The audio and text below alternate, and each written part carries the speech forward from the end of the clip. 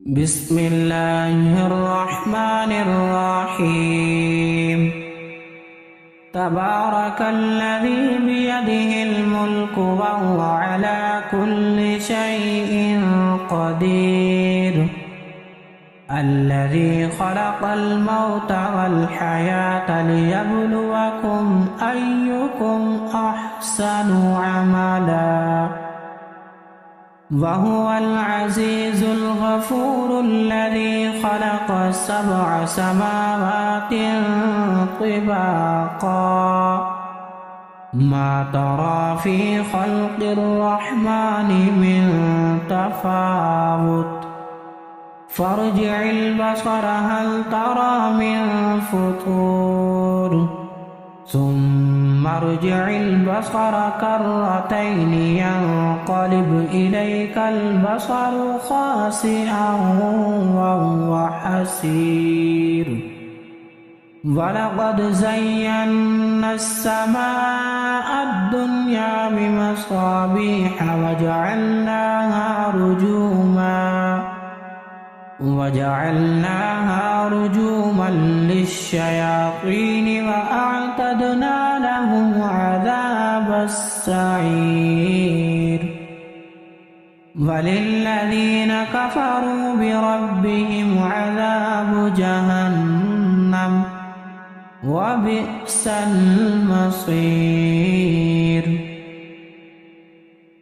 إذا ألقوا فيها سمعوا لها شهيقا وهي تفور، تكاد تميز من الغيظ، كلما ألقي فيها فوج سألهم خزنتها ألم يأتكم نذير، قالوا بلى قد جاءنا نذير فكذبنا وقلنا ما نزل الله من شيء إن أنتم إلا في ضلال كبير، وقالوا لو كنا نسمع أو نعقل ما كنا في أصحاب السعير،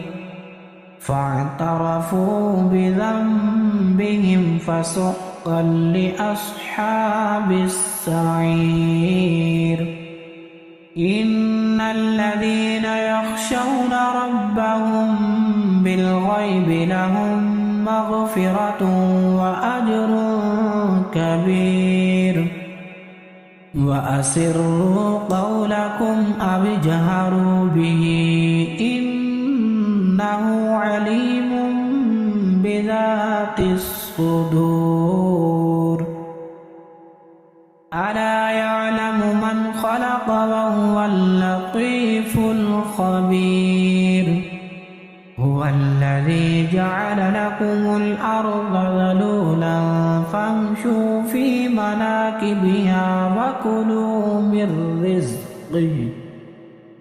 وإليه النشور.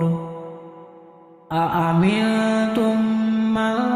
في السماء أن يخسف بكم الأرض فإذا هي تمور، أم أمنتم من في السماء أن يرسل عليكم حاصبا، فستعلمون كيف نذير. ولقد كذب الذين من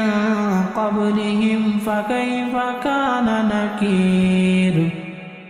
أولم يروا إلى الطير فوقهم صافات ويقبضن ما يمسكهن إلا الرحمن إنه بكل شيء بصير. أمن هذا الذي هو جند لكم ينصركم من دون الرحمن